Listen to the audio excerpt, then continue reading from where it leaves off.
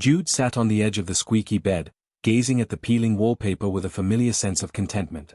His home was far from extravagant, but within these small walls, he and Tara had carved out a life filled with quiet joys. Their twin sons, Zion and Zeke, had just turned 6, two wide-eyed explorers always looking for the next adventure in their modest suburban neighborhood. As Jude massaged his temples, he remembered the day he first introduced Tara to his parents. There had been a stiff formality in the air. His mother, serene in pearls, had eyed Tara's plain cotton dress with a vague sort of disbelief. Jude's father, the patriarch of a once prominent family, said very little and simply stared. Yet when Jude had announced his intention to marry Tara, there was no turning back. Their disapproval stuck like glue, but so did Jude's determination. Tara's background was worlds apart from Jude's. She had grown up in a struggling household, sometimes going to bed without dinner. The prospect of upward mobility through Jude's family name had set the rumor mill spinning. No one on Jude's side of the family believed that she loved him for who he was. They assumed she only wanted his family's lingering wealth and status. But from the moment Jude met Tara, with her gentle smile and quiet resolve, he'd known that her heart was pure gold. They had built their life on a foundation of love rather than societal expectations. And once the twins arrived, any friction with Jude's family diminished to a dull hum that rarely manifested face to face. The disapproving relatives kept their distance while Jude and Tara focused on making each day a small adventure for Zion and Zeke. "Daddy, can we have pancakes tomorrow?"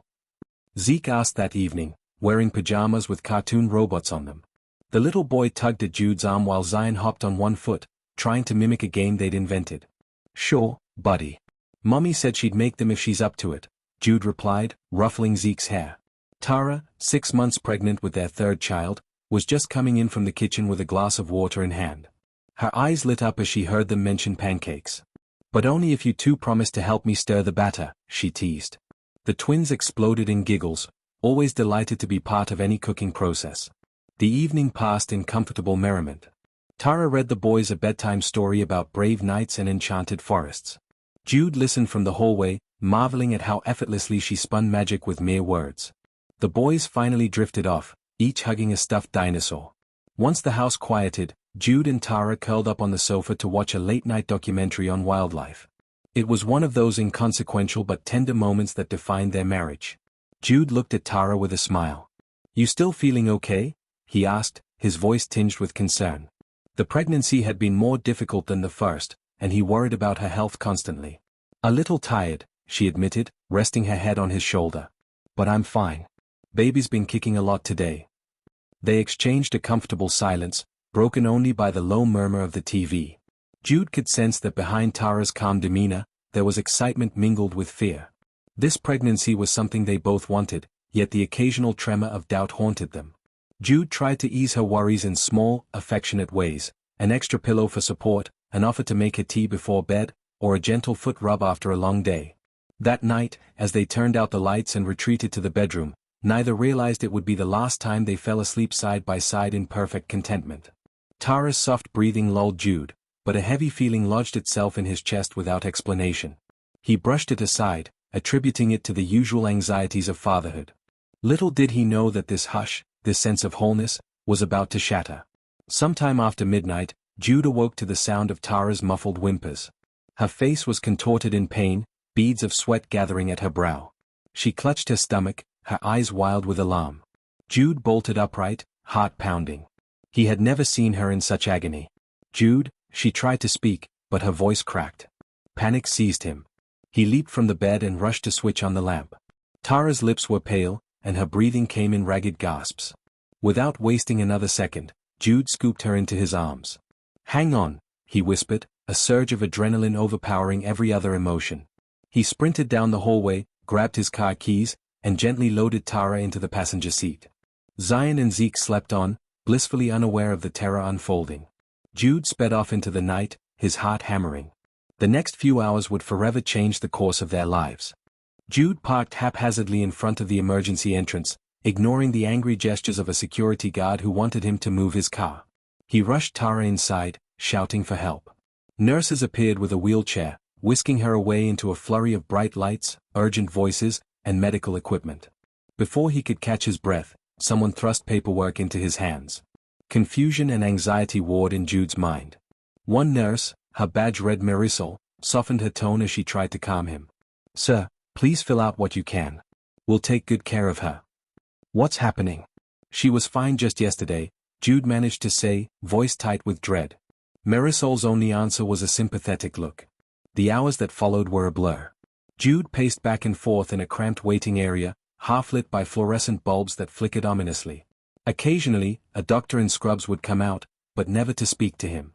Jude's phone buzzed repeatedly. It was his mother, Celia, calling. He pressed ignore. He didn't want to talk to anyone until he had answers. Finally, a different nurse emerged. She approached Jude slowly, her eyes downcast. He stood instantly, heart clenching. "Mr. Farnham?" she asked softly. "Yes." "How is Tara? And the baby?" The nurse faltered. "Can you come with me, please?" He followed her into a small consultation room, bare except for a desk and 2 chairs. A doctor in a white coat stood waiting, his expression grave. The clock on the wall ticked loudly in the silence. "I'm Dr. Whitaker," the man began. "I need you to understand that we did everything we could." Jude's pulse roared in his ears. I don't understand," he stammered. The doctor inhaled slowly, as though bracing himself. "Your wife was in critical condition when she arrived. We suspect severe complications in the pregnancy, possibly combined with other factors. Her body went into shock. We tried to stabilize her, but," he paused, swallowing hard. "We lost them both." The words didn't register at first. Jude stared blankly at the man's face, waiting for him to correct himself. He heard a faint ringing in his ears. Time seemed to distort, stretching seconds into agonizing eons. "No," Jude whispered, shaking his head. "No, that can't be right. She was healthy. The baby was healthy." "I'm so sorry," Dr. Whitaker said softly. "If there's anything you need." Jude couldn't listen. He stumbled out into the hallway, shock stealing the air from his lungs. He found himself leaning against a wall, struggling to breathe. Everything felt unreal, like a nightmare he couldn't wake from. When he finally emerged from that fog of disbelief, 1,000 questions assaulted him. How would he tell Zion and Zeke? How would he continue living in the house that Tara had turned into a home? Numb and hollow, he forced himself to think about practicalities. She was gone. His unborn child was gone. There was no place left to run. By the time he arrived home, dawn was breaking. The sky was streaked with pale pink and orange. He stood in the driveway, just staring at the quiet suburban street. He had left the house a few hours earlier, believing everything would be fine. Now, everything was catastrophically different. Zion and Zeke were still asleep, unsuspecting. Jude wondered if he could wait just a bit longer, protect their innocence before dropping this atomic bomb on their little hearts. The thought of their faces crumpling in confusion and sorrow made him physically ill. With a trembling hand, he unlocked the door and stepped inside. The silence felt heavy, oppressive. He tiptoed into the boys' bedroom.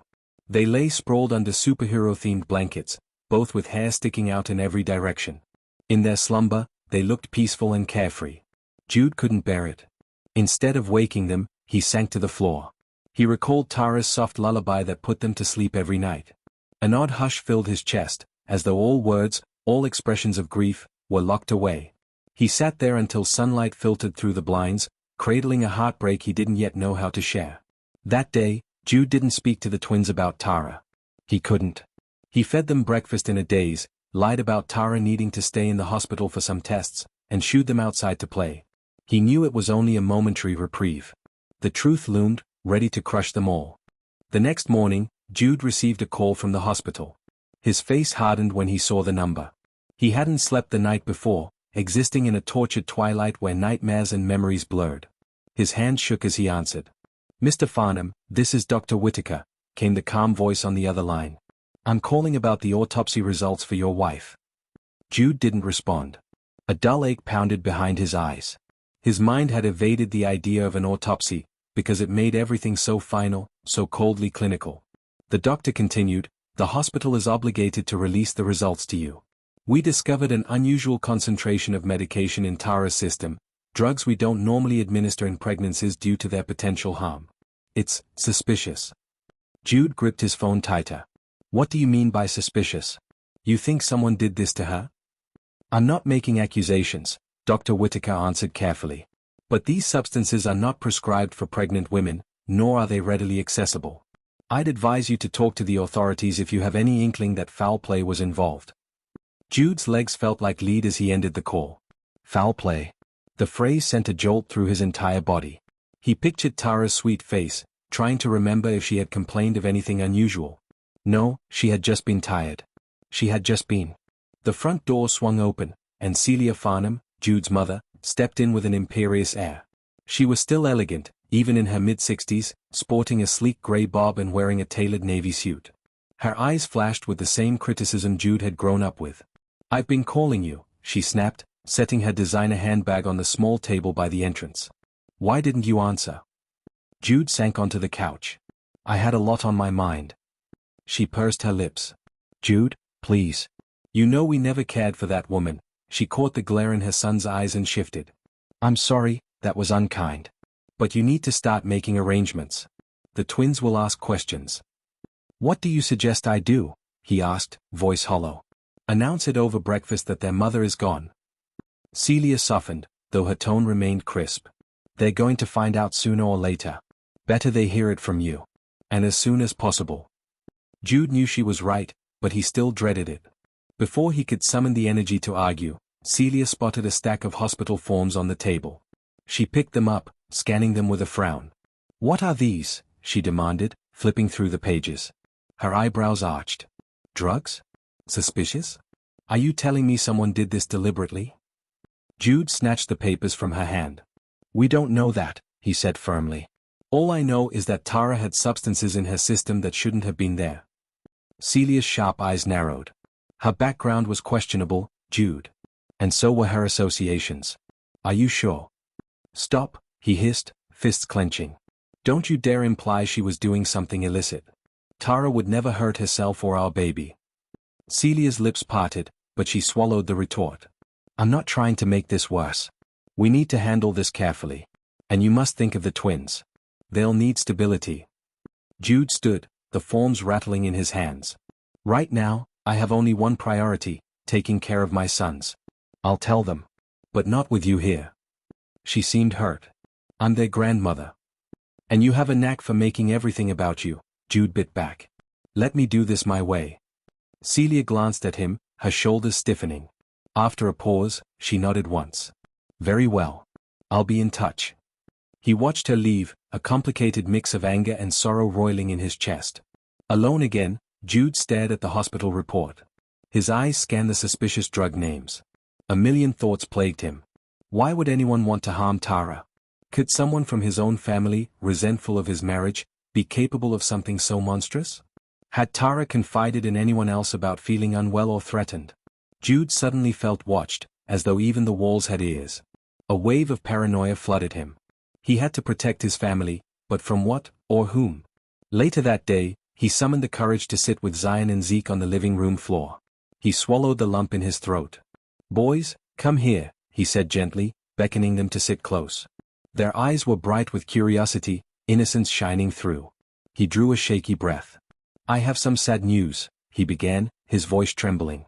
He looked into their young faces, wishing he could shield them forever. "Mommy went to the hospital because she was in a lot of pain. The doctors tried their best, but she didn't make it. She's gone." For a moment, the boys stared at him blankly. Zeke, the more sensitive of the two, burst into tears first. Zion followed suit when he saw his brother crying, though he still didn't fully understand. Jude gathered them both in his arms, tears streaming down his own cheeks. "Gone?" Zeke hiccuped. "But, she'll come back, right?" Jude couldn't find words. He just shook his head, hugging them tighter. Zion pulled away, confusion marking his small features. "But you said she just needed the hospital. So she'll get better." His voice wavered, as if searching for confirmation. "I'm sorry," Jude managed, voice cracking. "It's not like that." In that moment, all Jude wanted was to shield them from the harsh truth. But no matter how gently he tried to phrase it, the reality tore through their young hearts. He clutched them, drowning in a profound sense of helplessness. And as the day wore on, a single thought kept echoing: someone was responsible for this. He needed answers. The house felt immeasurably emptier in the days that followed. Piles of mail went unopened, half-empty cups of tea lay forgotten on tables, and the twins roamed the house listlessly. Jude was certain their little hearts were still grasping for something to anchor to.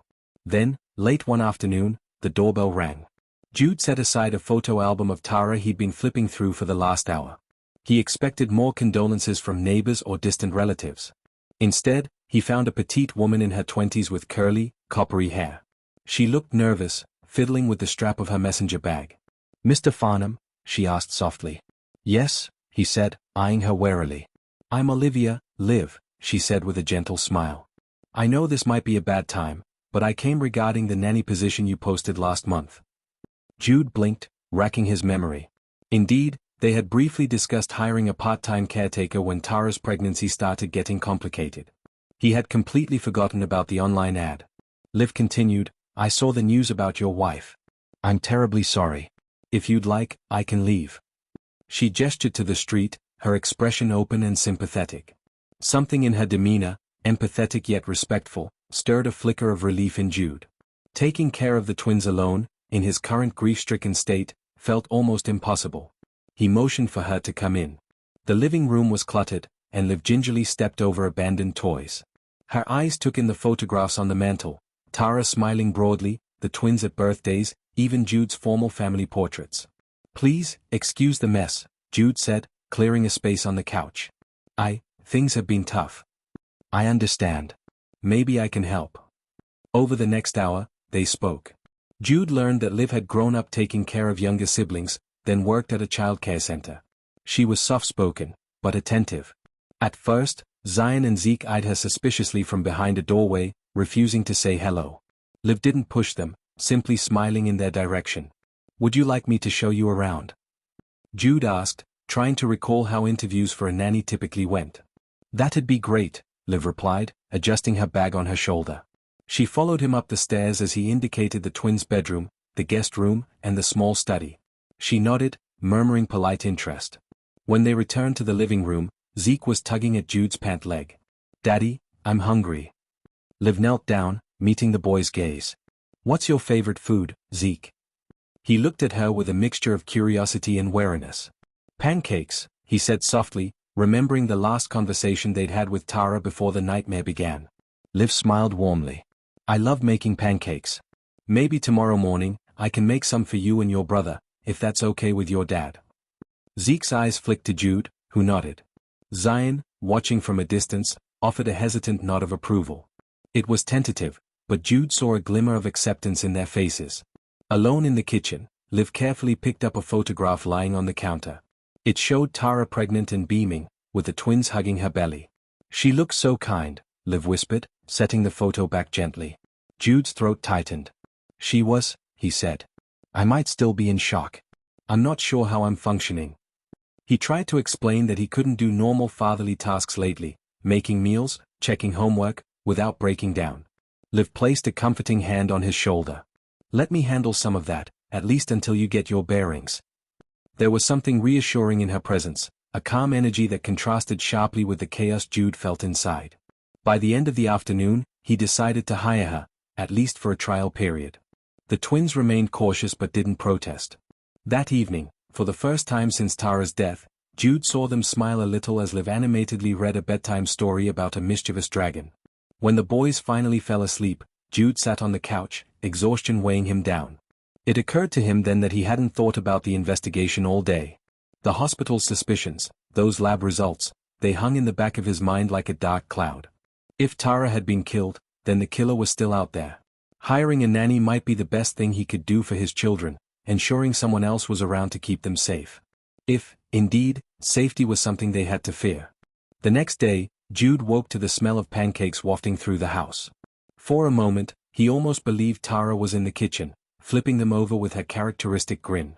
Reality slammed back into him when he remembered the events of the past few days. He took a moment to compose himself, then went downstairs. Liv was meticulously setting out plates for the twins. Zion and Zeke were perched on chairs, wearing matching Star Wars pajamas. They looked more animated than they had since their mother's passing. "Good morning, Mr. Farnham," Liv greeted him softly. "I hope you're hungry." He nodded, grateful for the warmth in her tone. She placed a short stack of pancakes before him, accompanied by fresh blueberries. He mumbled a thanks. The meal was surprisingly good, and for the first time in what felt like ages, Jude found himself enjoying a simple pleasure.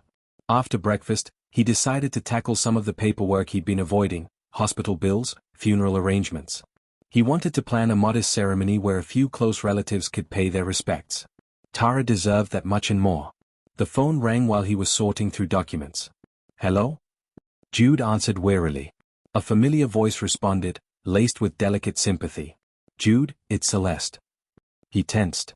Celeste was his old flame, a woman his parents had once practically auditioned to be his wife.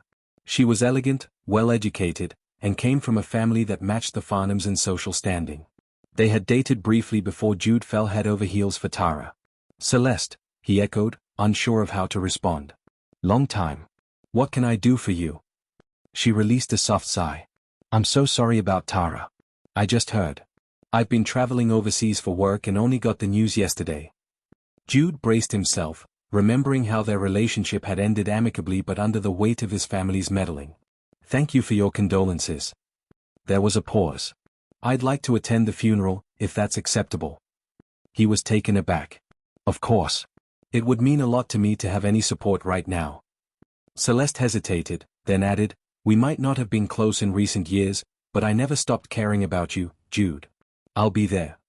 He hung up, feeling more than a little conflicted. Celeste was a reminder of a past life, a life his parents had wanted him to live. Was it sheer coincidence that she was popping up now? Or was she genuinely concerned? The day of the burial arrived far too quickly. Jude stood by a simple mahogany coffin adorned with lilies, feeling like a hollow shell of himself. The ceremony was small, with just a few people in attendance, some from Tara's side, a few from Jude's. Celia stood stiffly, dabbing her eyes with a handkerchief. The twins clutched Jude's hands, too young to fully absorb the gravity of the moment. At the edge of the gathering, Celeste appeared in a black dress. She kept her distance initially, stepping forward only after most others had offered Jude their condolences and drifted away. She approached him with quiet grace, a subdued look in her hazel eyes. "Jude," she whispered, placing a hand on his arm. "I'm so sorry." He studied her face, remembering the nights they had danced at charity galas his parents forced him to attend. She had always been the poised one, the princess in a polished social circle. Now, she looked genuinely sorrowful, her usual poise mixed with empathy. "Thank you for coming," he said, voice choked. She nodded. "Anything you need. Anything at all." Before he could reply, Zion tugged at his sleeve, confusion etched on his small face. "Daddy, is Mommy sleeping?" he asked, pointing to the coffin. Jude's heart twisted painfully. How could he answer this in a way that made sense to a 6-year-old? He knelt down, ignoring the tears welling in his eyes. "She can't wake up, buddy," he said gently, wishing he could offer them a more comforting reality. Celeste watched the exchange, her expression reflecting genuine pity. "Poor things," she murmured. Then, in a measured tone, she asked, "Do you have help at home?" Jude nodded. "We have a nanny. Liv, she's helping with the kids." "That's good," Celeste said, pausing as though choosing her next words carefully. "Listen, I'm staying at a nearby hotel for a few days. I'd like to check in on you before I leave, if that's all right." He gave a faint shrug. "Sure," he replied, too worn out to process what that entailed. After all the heartbreak, his mind felt numb. Celeste squeezed his arm once more, then quietly retreated. As Jude watched her go, he sensed eyes on him. He turned to see Liv standing a small distance away, holding Zeke's hand. Her face reflected concern mixed with curiosity, as though she sensed Celeste's presence might herald changes none of them could foresee. That night, the twins remained oddly expectant, as though still anticipating Tara to walk through the door.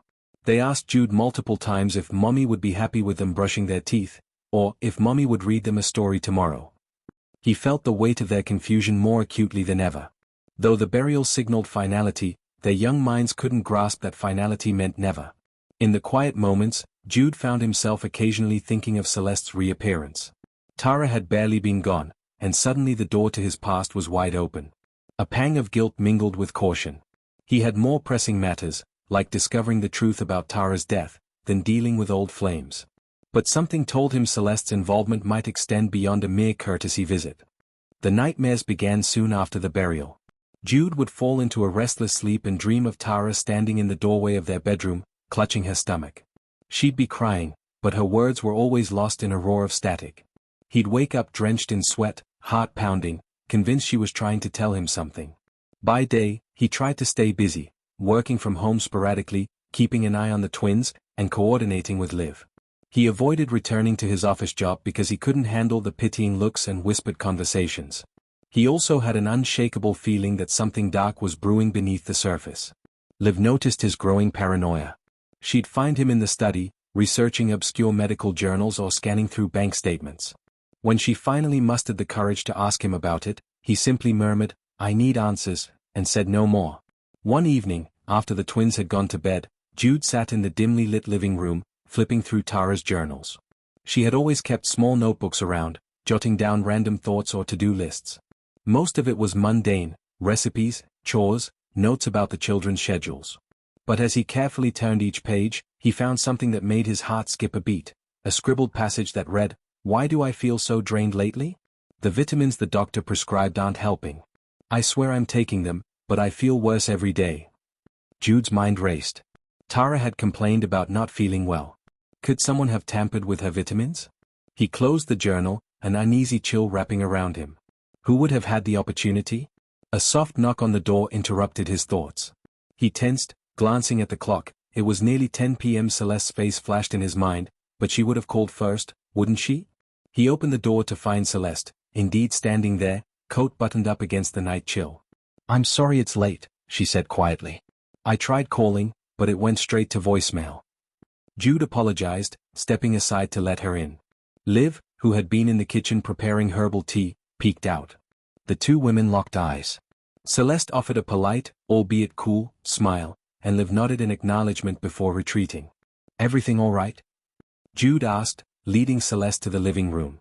He could feel the tension in the air. She perched on the edge of the couch, looking elegant even in casual wear. "I just wanted to check on you and the twins," she said. "But also, I feel like something is weighing on you. I know that look." Jude studied her, uncertain. He remembered how, years ago, Celeste had been attuned to his moods in a way that felt both comforting and claustrophobic. "It's just everything," he finally managed. "Tara didn't die naturally. We have some evidence someone might have." His throat tightened. "Killed her." A flicker of shock crossed Celeste's face. "Killed her? Jude, are you certain?" He explained the suspicious drugs, the hospital's warning, and Tara's own notes about feeling unwell. Celeste listened intently, occasionally covering her mouth in horror. "Is there anyone who disliked her?" Celeste asked softly. "Someone who wanted to harm her, or even you?" Jude hesitated. He thought of his parents' disapproval, of casual acquaintances who might have scorned Tara. But murder? That was a steep leap. "I can't point fingers without proof." Celeste reached out and gently squeezed his hand. "I know we have a complicated past, but if there's anything I can do, maybe hire a private investigator? My family has connections." The offer hung in the air, and for a moment, Jude was tempted. Hiring a professional might be the best way to uncover the truth. But he couldn't shake the unease that came with Celeste stepping back into his life so suddenly. "I'll think about it," he said, forcing a half-smile. As if summoned by the tension, Liv re-entered with a tray of tea. She poured a cup for Celeste and then for Jude, her movements graceful. "I didn't mean to intrude," she said softly. "I just thought you both could use something warm." Celeste thanked her in a polite but distant tone. Liv lingered for a moment, eyes flicking between them, then excused herself. After she left, Celeste leaned closer to Jude. "That's your nanny?" she asked. He nodded. "She's been a big help." Celeste gave a mild shrug. "I suppose it's good to have someone around for the boys. And for you," she added, her voice taking on a subtle note of possessiveness that Jude wasn't sure he liked. They spoke for another half-hour, mostly about generalities.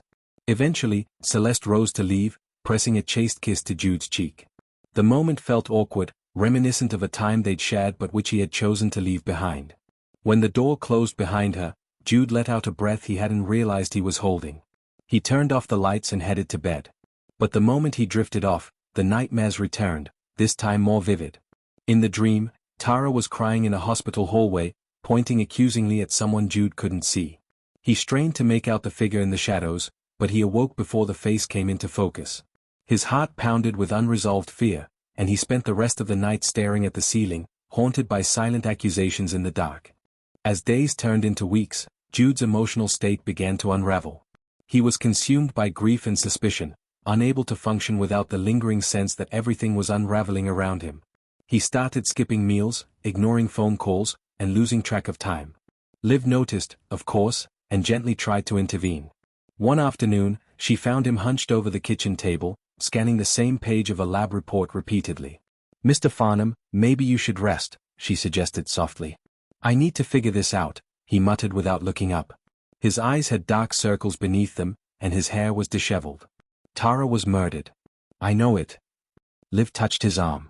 "I understand you want answers, but you can't do this alone. You'll burn out." He gritted his teeth, anger flaring momentarily. Then, seeing the genuine concern in her eyes, he softened. "I'm sorry," he whispered. "You're right. I'm just so lost." They sat in silence for a moment.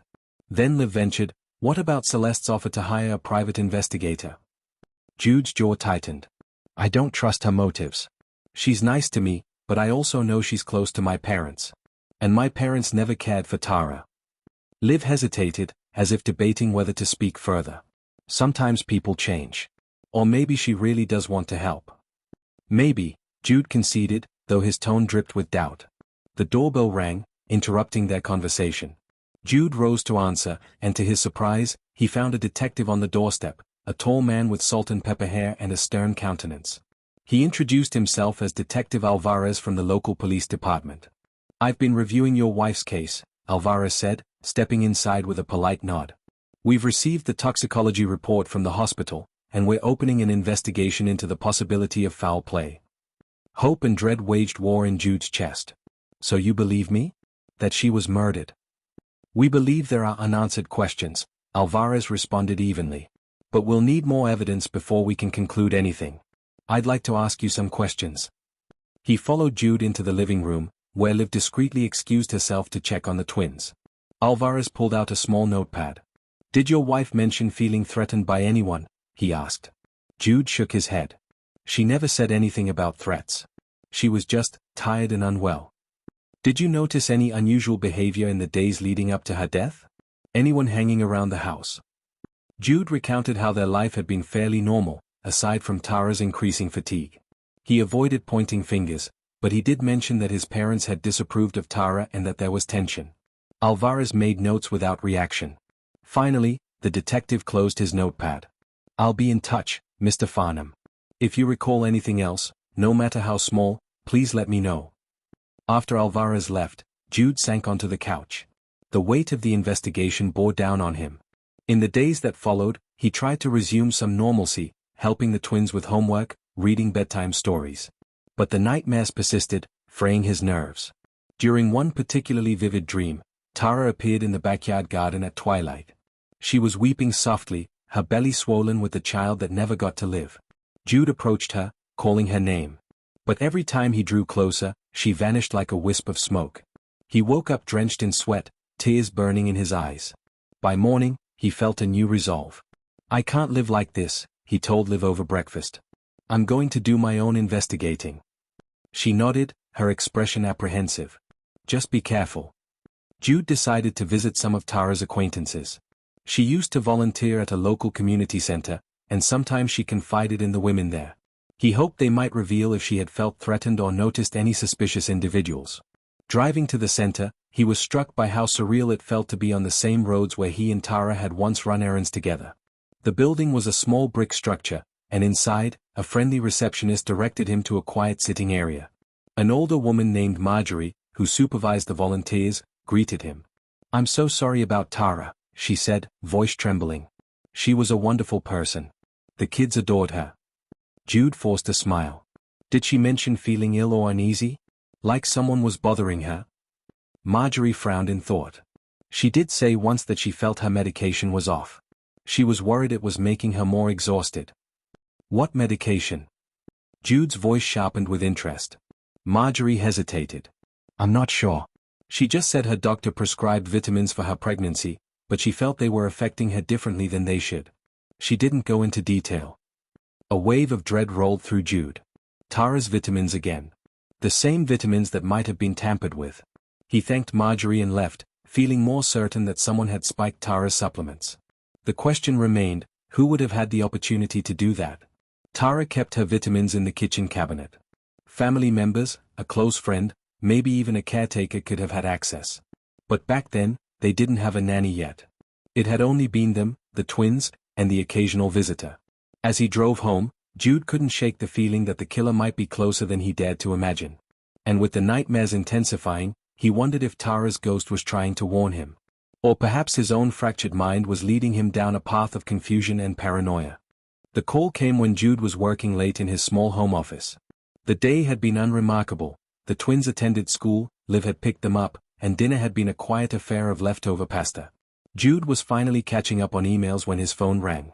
It was Liv, and her voice was frantic. "Mr. Farnham. The boys, they're gone." Jude's heart froze. "What do you mean, gone?" "I went to the bathroom for just a minute," Liv's voice quivered. "When I came out, the front door was wide open. I searched everywhere. I can't find them." He dropped everything and bolted from the house, racing down the driveway. The gate stood ajar. The security camera above it blinked innocuously. Jude realized he'd been so consumed with grief that he had let many protective measures slip. This was the consequence. He tore through the neighborhood, shouting their names, but darkness swallowed his pleas. Wind rustled through the trees, offering no answers. Neighbors emerged onto porches, eyes wide with concern. But no one had seen the twins. Back at the house, Liv stood trembling, tears streaming down her cheeks. "I'm sorry, Mr. Farnham. I only left them alone for a minute." "It's not your fault," Jude interrupted, though he wasn't entirely sure what to believe. His mind spun with possibilities. Kidnappers? Had they wandered off? He dialed 911 with shaking hands, struggling to give the operator coherent information. When the police arrived, Detective Alvarez was among them. The yard became a flurry of flashing lights, uniformed officers combing every corner. They questioned Liv thoroughly, searching her bag, her phone, anything. She broke down repeatedly, insisting she had no reason to harm the boys. One of the officers pulled Jude aside. "We found no signs of forced entry. Are you certain the boys wouldn't have run off on their own?" Jude's face contorted in pain. "They wouldn't. They know better than to leave the house at night, especially without telling anyone." As midnight approached, the initial search turned up nothing. A quiet horror descended on Jude's home, each passing second an eternity. Neighbors gathered outside, whispering in clusters, some offering to help form a search party. Liv stood numbly, face pale as a sheet. What if someone took them because they want to hurt you? Jude's breathing was ragged, every muscle in his body taut with dread. I don't know," he stammered. His mind flew to the possibility that Tara's killer wanted to strike again. But why target the twins? Alvarez dispatched a K-9 unit to scour the surrounding area. Jude clung to the slimmest of hopes that maybe the boys had just wandered off in confusion or heartbreak.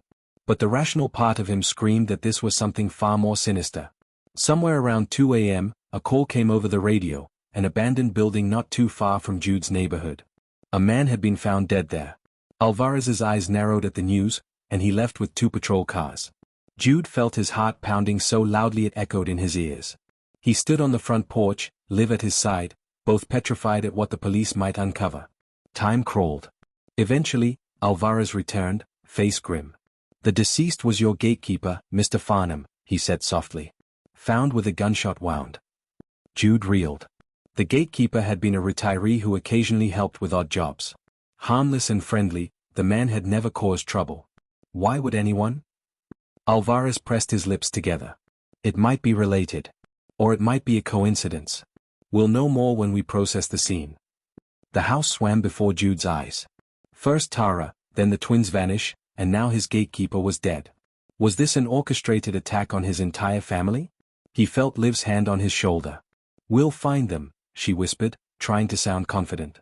But as the minutes crept by and the night deepened, Jude felt a sickening certainty that something bigger was at play. Someone was systematically dismantling his life, ripping away the people he loved. Dawn approached, bathing the horizon in gray light. An officer urged Jude to try and rest, but he refused. Sleep was impossible. Zion and Zeke were out there, somewhere, possibly terrified. He needed to remain alert for any sign, any clue that might lead him to them. By the time the sun rose, the house was eerily silent, the flashing police lights gone. Alvarez had left to continue the investigation, with an APB out for the missing twins. Jude stumbled into the living room and sank onto the couch.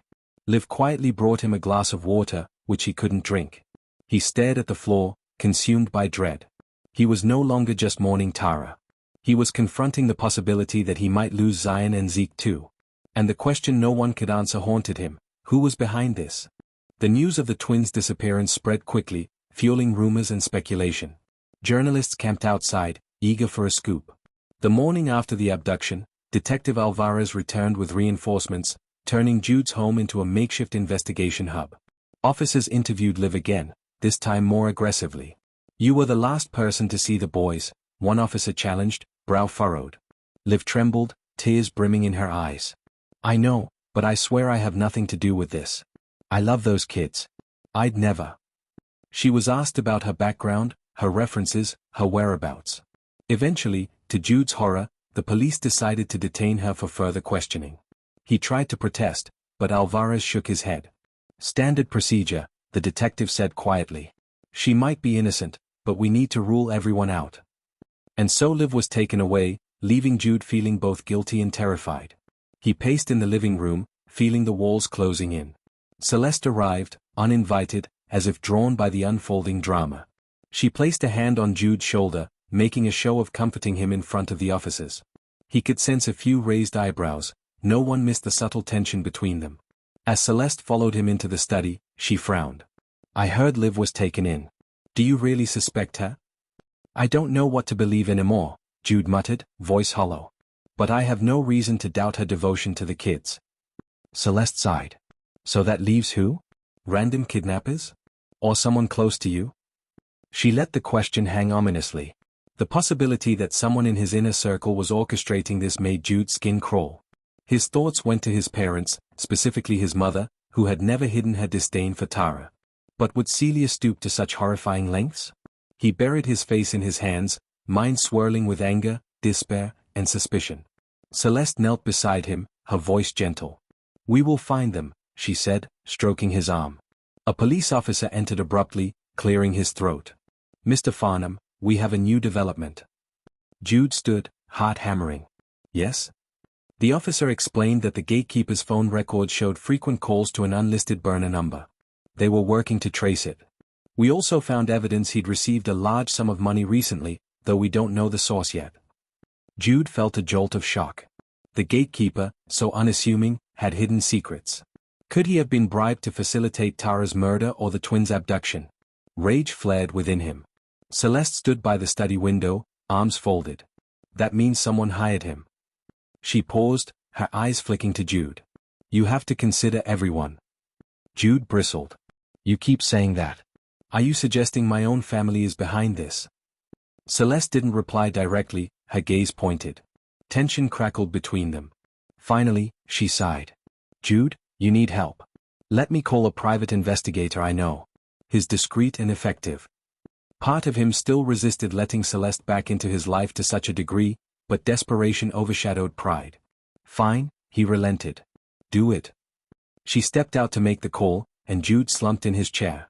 Memories of Tara filled the silence, her laughter, the warmth of her embrace, the sense of safety she provided. Now he felt adrift, surrounded by enemies he couldn't name. He heard footsteps and looked up to see Detective Alvarez. "We're making progress, Mr. Farnham," he said, though his tone was guarded. "I suggest you remain vigilant. Whoever took your boys might attempt to contact you." The day stretched into an agonizing ordeal of waiting by the phone, scanning the driveway for any sign of them. Jude's parents arrived, drawn by the swirling rumors. Celia's face was drawn, her usual elegance shattered by frantic worry. "We came as soon as we heard," she said, trembling. Jude could see genuine fear in her eyes. His father, a stoic man, placed a shaky hand on Jude's shoulder. "We'll offer any assistance we can," he said. For a fleeting moment, Jude believed they were truly concerned grandparents, not the cold, disapproving parents he had known for years. Yet even as they offered support, Jude couldn't banish the suspicion that maybe they knew more than they were letting on. Maybe they had felt so threatened by Tara's presence, and now, perhaps, threatened by the children's future claim on the Farnham inheritance, that they took drastic measures. The thought made him sick, but he couldn't discard it. As the afternoon gave way to evening, the tension in the house was suffocating. No ransom call, no note, no sign of the twins. Jude tried to eat something, but every bite turned to ash in his mouth. Celeste hovered close, playing the role of a concerned confidant. His parents paced or murmured to each other in low voices. Night fell. The phone remained silent. Fear clawed at Jude's insides. He found himself praying, though he hadn't prayed in years, silently begging for his boy's safe return. When midnight neared, most of the police presence withdrew, leaving only a squad car parked nearby. Everyone was a suspect, yet no one had answers. Jude walked through the darkened halls of his home, hearing echoes of children's laughter that no longer existed. He opened the twins' bedroom door, flicked on a small lamp, and stared at their empty beds. An overwhelming sense of loss crashed over him like a tidal wave. Standing there, in the stillness, Jude quietly vowed that if he ever found who did this, who stole Tara and now his boys, he would make them pay. A shrill ring jolted Jude awake at dawn. He grabbed his phone, heart thundering. An unknown number. With trembling fingers, he answered. A distorted voice crackled on the other end. They were never supposed to be part of this, it hissed. Walk away, Jude Farnham, or lose more. Wait. Jude shouted, desperate. Where are my sons? Let me talk to them. The call ended abruptly, leaving him in an echoing silence. He staggered to his feet, the cryptic message reverberating in his skull. They were never supposed to be part of this. Whoever had orchestrated Tara's death hadn't intended to harm the twins. That meant the kidnapping was a last resort, a way to force Jude to back off. They likely realized he was delving too deeply, that he was on the verge of exposing them. Chest heaving, Jude tried calling the number back, but it went straight to a dead line. He rushed to the living room, startling Celeste, who had slept fitfully on the couch. Someone just called, he gasped. She sat up, eyes widening. What did they say? He repeated the words, and she pressed a hand to her mouth in horror. We need to tell the police, she breathed. Detective Alvarez arrived within the hour, accompanied by a forensic technician who attempted to trace the call. The result was discouraging. The signal bounced through multiple towers, making it nearly untraceable. Anything else about the voice? Alvarez asked. It sounded disguised, Jude replied, raking a hand through his hair. But they warned me to walk away or lose more. Alvarez exhaled. So they're tying this to Tara's case. There's a personal motive here. Jude's mind churned. My parents? He asked, voice quavering. Alvarez looked grim. We can't rule anyone out. He then shared that they'd discovered large withdrawals from a Farnham family trust, timed suspiciously close to Tara's death. Jude's blood ran cold. Had Celia or his father orchestrated everything, transferring funds to the gatekeeper, or to some other middleman? Jude confronted his mother that same day, voice raw with anger. Explain these withdrawals. He thrust bank statements in front of her. She glanced at them, feigning confusion. This was just to cover some family business expenses, she insisted. Why are you accusing me like a criminal? Jude's father looked wounded. Son, we wouldn't harm our own grandchildren, he thundered, but guilt flickered in his eyes. The tension boiled over, and Celia stormed out, outraged at the accusation. Jude was left with more questions than answers. That evening, as the house fell quiet, he noticed Celeste had vanished too. The hair on the back of his neck prickled. Something was off. Suddenly, his phone vibrated. A text from an unknown number, look in your father's study. The truth is there. With Alvarez's permission, Jude drove to his parents' estate. He broke into the study, rummaging through drawers and locked cabinets. It was there he found a hidden folder, bank statements that matched those suspicious withdrawals, funneling money into a shell company. Emails referenced ensuring we do not lose Farnham fortunes to the wrong heir. A wave of nausea hit him. This was proof of a conspiracy to prevent Tara's child from inheriting. But did it also prove they orchestrated her murder? As he flipped further, he discovered a contract bearing his mother's signature, ordering final measures regarding eliminating future liabilities. His hands shook so violently he nearly dropped the folder. Then came the final bombshell, a note referencing hush money for the gatekeeper. And a separate note about ensuring the twins remain safe, so long as Farnham ceases inquiries. The twisted logic was that Tara's unborn child threatened the Farnham line's purity, but the twins were still Farnham's by blood. They were never meant to be harmed, only used as leverage to keep Jude quiet. Jude sank to the floor, tears of rage and sorrow flooding his eyes. His own parents had orchestrated the poisoning of Tara and their unborn child. And now, they'd kidnapped Zion and Zeke to keep him from unraveling the entire plot. A wave of fury overwhelmed him. For all their talk of family prestige, they had committed the worst betrayal imaginable. Determined, he phoned Alvarez, who arrived swiftly with a team. The detective's face darkened as he read the documents. "This is enough for arrest," he said grimly. They found Jude's parents attempting to flee. The police apprehended them at the airport. Celia screamed her innocence, while Jude's father maintained a stony silence. The news outlets erupted with the scandal. Amidst the chaos, Jude received another call from the burner phone. That same disguised voice whispered, "Meet me at the old Redwood Bridge if you want them back. Now you know the truth." The line went dead. Alvarez insisted on setting up a sting operation. They arrived at Redwood Bridge under the cover of night, with plainclothes officers hiding nearby. Jude stepped onto the worn, creaking boards, his heart hammering with each step. A black SUV pulled up. A figure emerged, an associate of Jude's parents, someone he vaguely recognized from a distant Farnham function. The man glared, bitterness etched into his face. "Your parents paid me to handle all of this. But once they were arrested, that deal was off. Where are my sons?" Jude demanded. The man motioned to the SUV, and the back door opened. Zion and Zeke stumbled out, eyes wide with fear. Jude's relief was instant and overwhelming. He rushed forward to gather them in his arms, tears of gratitude streaming down his cheeks. "Let them go," the man warned, brandishing a gun. "This ends here. You get them, and you keep your mouth shut about the Farnham family. Or I'll finish the job they started." Jude shielded the twins, who clung to him desperately. "It's over," he said through clenched teeth. "You lost." He gave the signal. Detectives sprang from the darkness, disarming the man in a swift takedown. The gun clattered to the ground. Within seconds, the kidnappers were subdued, leaving Jude kneeling with his children, sobbing in relief. As dawn broke, the Farnham Empire lay in ruins. Celia and Jude's father faced charges of conspiracy to commit murder, kidnapping, and more. The media feasted on the scandal, but Jude no longer cared about public opinion. All that mattered was that Zion and Zeke were safe. In the aftermath, Liv was released without charges, her name cleared. She rejoined Jude and the boys, providing the stability they so desperately needed. Celeste quietly slipped out of Jude's life again. Perhaps she realized there was no place for her in the wreckage left behind.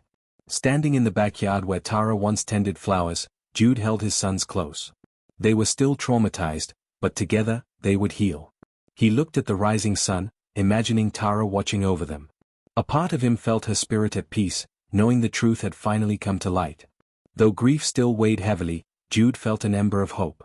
He whispered a vow to the morning sky, "We'll live on, Tara. And I'll make sure our children remember you for the love you gave. I promise." At long last, the final shadows receded. Tara's killer had been unmasked, and Jude emerged determined to forge a new path, one free of the Farnham family's twisted legacy, yet forever shaped by the love he and Tara had shared. Please subscribe, like, comment and share. See you in the next story. AFRITALES by Moonlight.